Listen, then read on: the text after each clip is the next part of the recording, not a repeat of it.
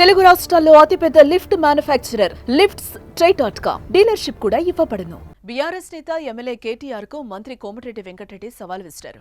రాష్ట్రంలో మళ్లీ బీఆర్ఎస్ అధికారంలోకి రాబోతుందంటూ కేటీఆర్ చేసిన వ్యాఖ్యలపై కోమటిరెడ్డి స్పందించారు. రాష్ట్రంలో మళ్లీ బీఆర్ఎస్ అధికారంలోకి రావడం కలేనన్నారు.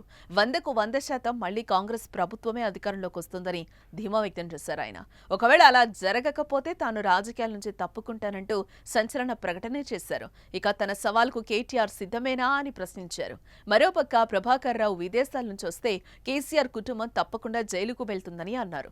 తాము ఇచ్చిన 6 గ్యారంటీల్లో ఇప్పటికే 5 అమలు చేస్తామని, మిగిలినవి కూడా అతి త్వరలో అమలు చేస్తామని అన్నారు.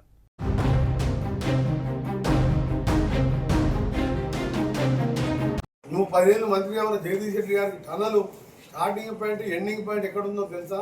తెలియదు. ఎప్పుడైనా పోతే తెలుస్తుంది. మహాత్మా గాంధీ యూనివర్సిటీ ఎక్కడ లోపలికి పోయినావా? పోలే. కట్టించింది నేను. ఢిల్లీ ప్రాజెక్ట్ ఎప్పుడు పోలే. ఏది రివ్యూ చేయలే. ఎక్కడ భూమి కొనబడితే అక్కడ తీసుకొని దోసుకోవడం, ఇసుక దన్నా చేసుకోవడం. అందుకనే ఒక్కొక్క ఎమ్మెల్యే 60-70 వేలతో గెలిస్తే ఈ పిల్లగాడు వచ్చి కేటీఆర్ ఇష్టం ఉన్నట్టు మాట్లాడుతుంది. సూర్యాపేటలో రిజల్ట్ చూసుకొని మాట్లాడాలి కదా.